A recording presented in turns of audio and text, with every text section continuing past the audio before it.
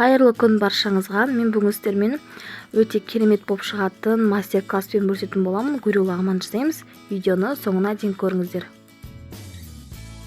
Алдымен етіміз тұрайтын боламыз. Менде осындай сиыр еті жұқалап, жіңішке турап аламыз. Етімізді жақсылап жуатын боламыз.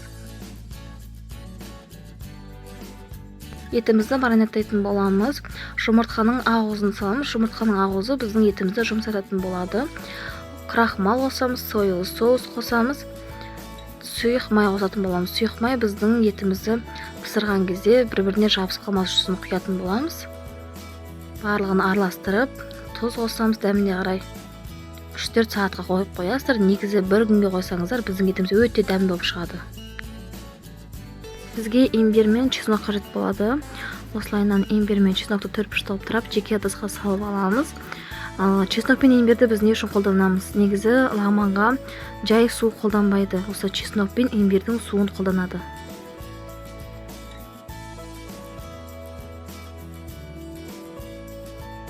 Бір сағатқа қойып қоямыз. Бір сағаттан кейін қолданатын боламыз.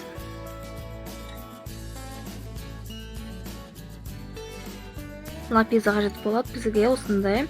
Бұны біз базардан сатып алсаңыздар да болады. Приправа сататын жерлерде сатылады.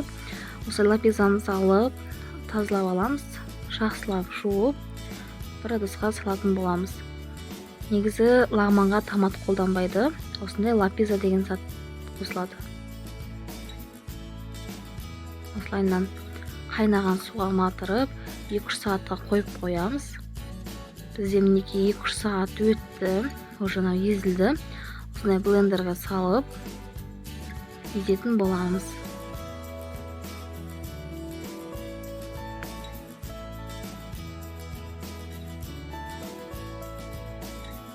Мінеки осындай томат болып шыға келеді. Осыны лағманымызға қосатын боламыз.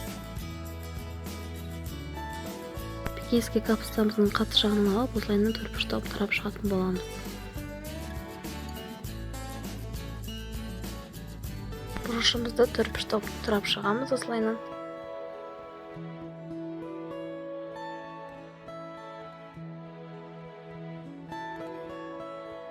Табаға майымызды құйып, етімізді қуырамыз.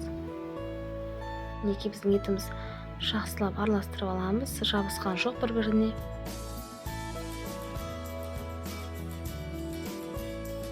Етімізді жақсылап қуырып алғаннан кейін үстіне пиязымызды саламыз. Пияздың екеуін қуырып болғаннан кейін бөлек бір ыдысқа ала тұрамыз. Етімізді алып болғаннан кейін пекинский капустамызды 4-5 минут осылайынан қуырып аламыз. Сәл жұмсаған кезде бұрышымызды салып 4-5 минут тоже қуыратын боламыз. Сәл жұмсарған кезде осылай алып тастайтын боламыз. Өте қатты езіліп кетпесін. Етіміздің үстіне сельдерей салатын боламыз. Чесночные стрелки саламыз.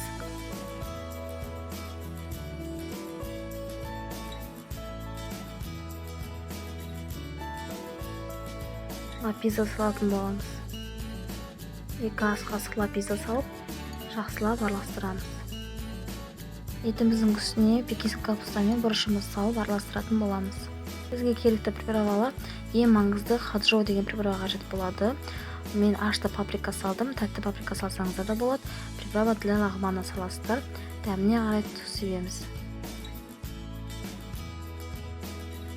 Ең соңғы жағында суымызды құятын боламыз. Имбирь мен чесноктың.